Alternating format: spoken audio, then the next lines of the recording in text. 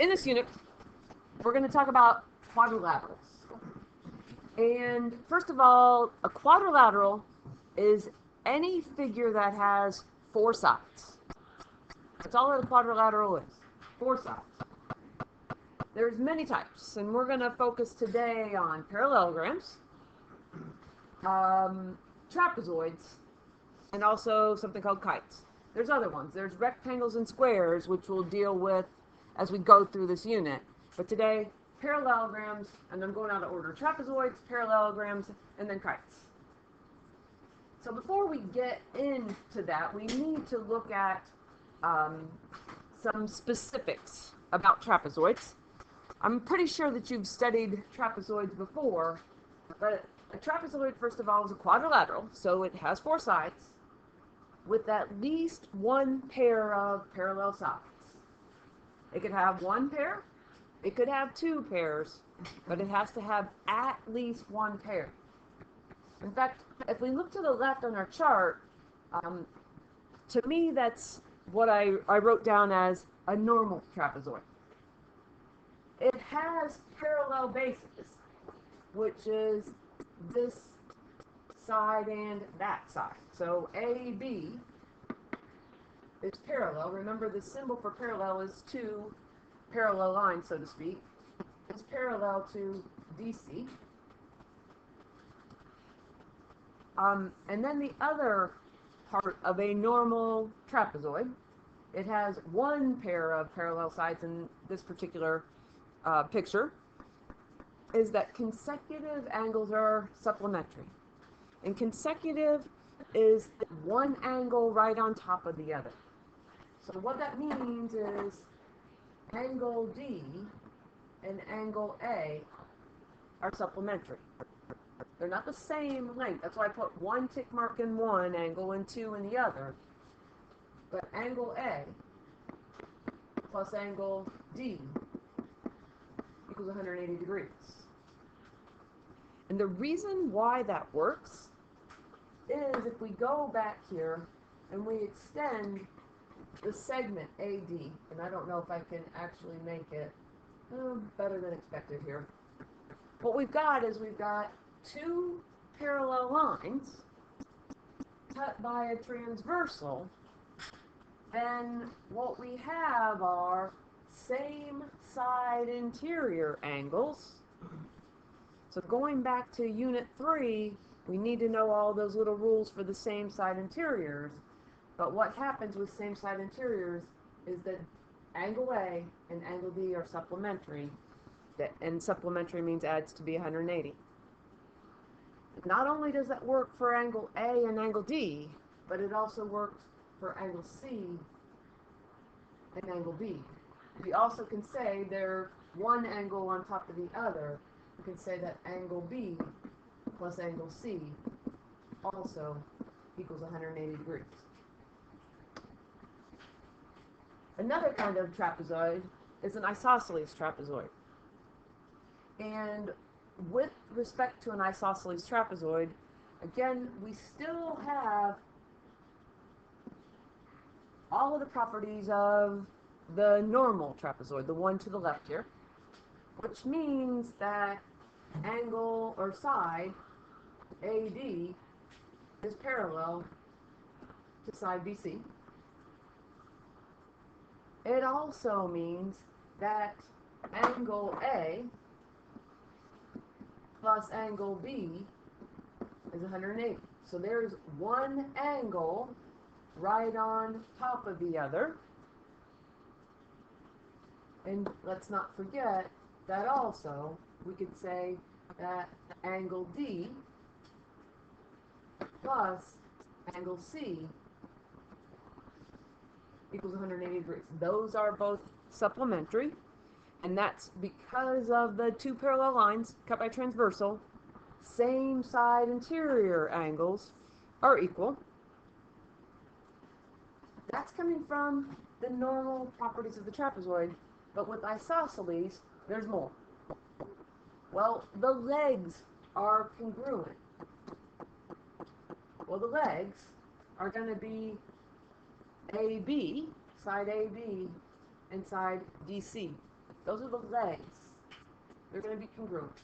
So AB is congruent to DC.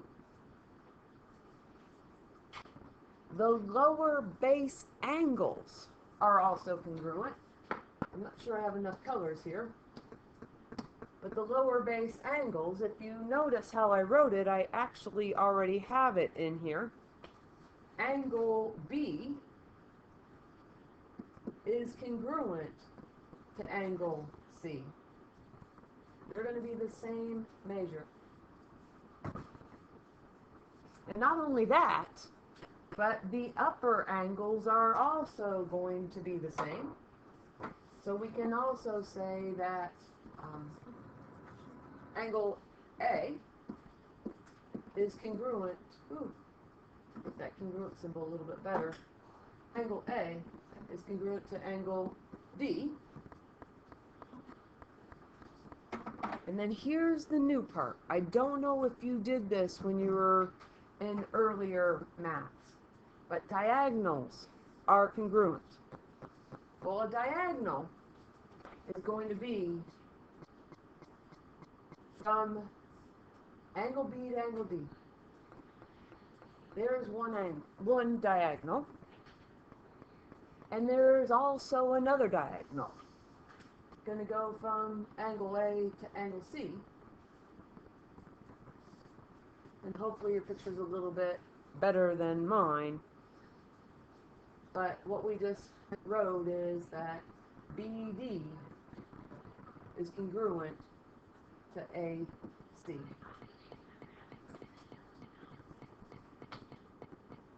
So if we look at an example here, it says quadrilateral RSTU has vertices at those 4 points there.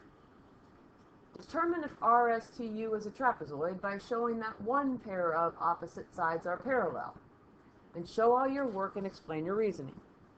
Well, let's start by drawing the picture.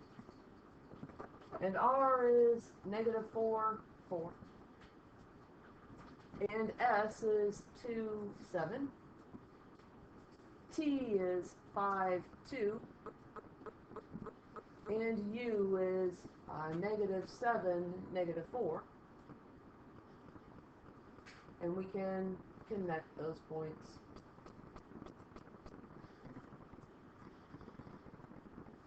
There's our picture. And again, what it's saying is, it says determine if RSTU is a trapezoid. So it doesn't say isosceles, it just says trapezoid. If we look back up on our paper then, it talks about slope in there, and what we know is that parallel bases, that bases are parallel in there. So if we take a quick look at this, what it looks like here, and we can say what it looks like is that RS is going to be parallel to UT. And what do we know about slopes of parallel lines? They're equal. So what we want to do on this particular problem, and you might want to use colored pencils on your notes just to keep track of things here, but if we find the slope here of RS, what we're going to do is we're going to count.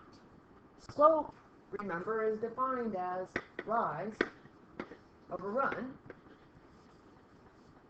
So we're going to draw a triangle here, rise and run. And what it looks like is we rise 1, 2, 3, and then we run 1, 2, 3, 4, 5, 6. We get 3 over 6. We went up 3, so it's positive. We went right 6, so it's positive. And the thing about these is we need to simplify the fraction.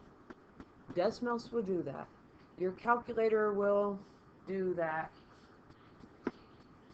3/6 is 1/2. You probably already know it. But not only do we have to find the slope of RS, we also need to find the slope of UT. Because what we're trying to figure out is this a trapezoid? So this one's slope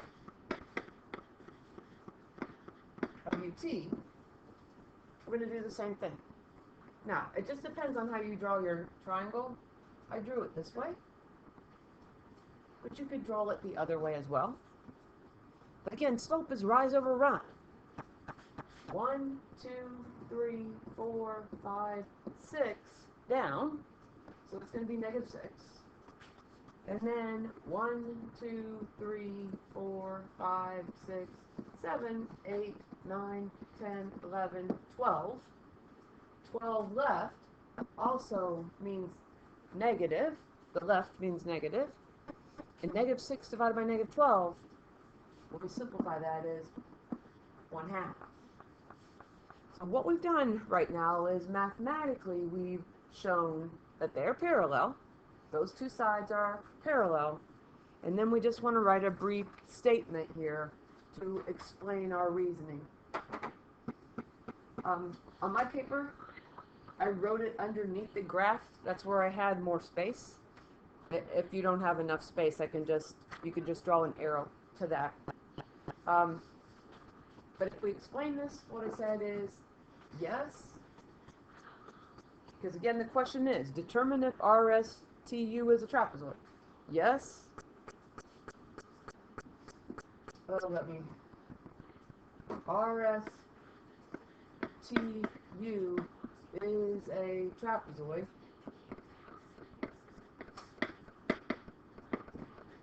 because RS is parallel to UT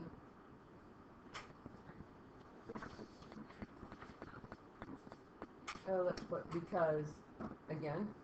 Yes, RSTU is a trapezoid because RS is parallel to UT, comma, they have the same slope.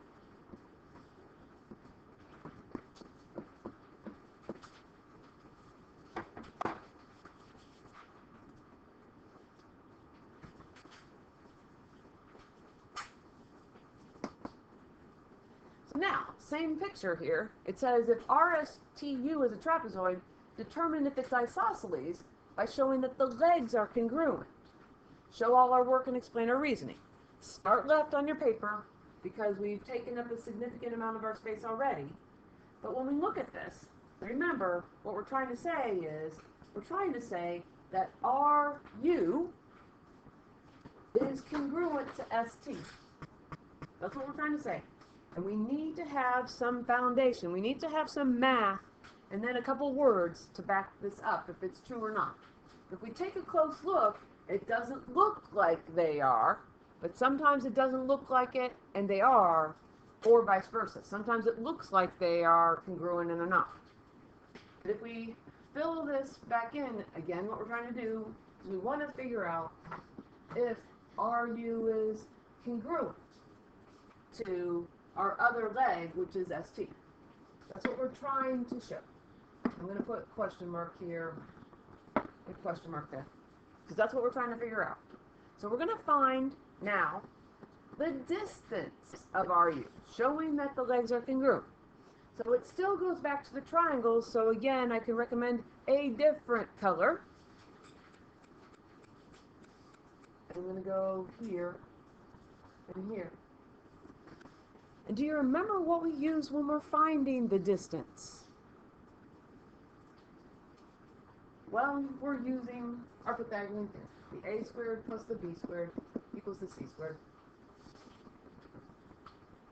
And when we look at this, 1, 2, 3, 4, 5, 6, 7, 8, 8 squared. Over here, 1, 2, 3 plus 3 squared equals c squared. And we can do the math here. You can use Desmos, you can use your calculator. I don't need it.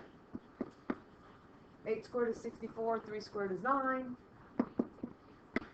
If we add those together, we get 73.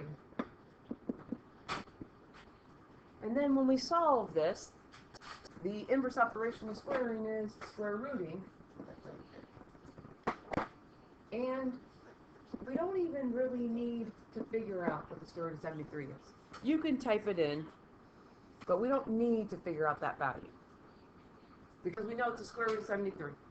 So all that we're trying to do is we're trying to match our distances for RU, and now we're going to come over here to ST, and we're going to draw our triangle again. We're going to use the Pythagorean theorem again. It's 1, 2, 3, 4, 5, 5 squared, plus 1, 2, 3, plus 3 squared equals c squared on this one. Doing the math behind it, we get 25 plus 9 equals c squared, and 25 plus 9 is 34 equals c squared. And when we take the square root of both sides, we end up with c equals the square root of 34, and you can type in and get a decimal value for that.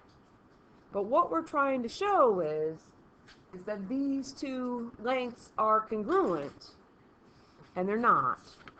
So when we write this here, we're going to say that this is not isosceles. Not isosceles.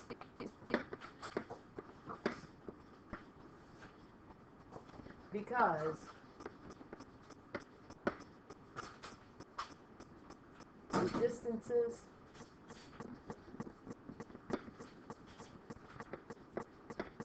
of the legs are not congruent.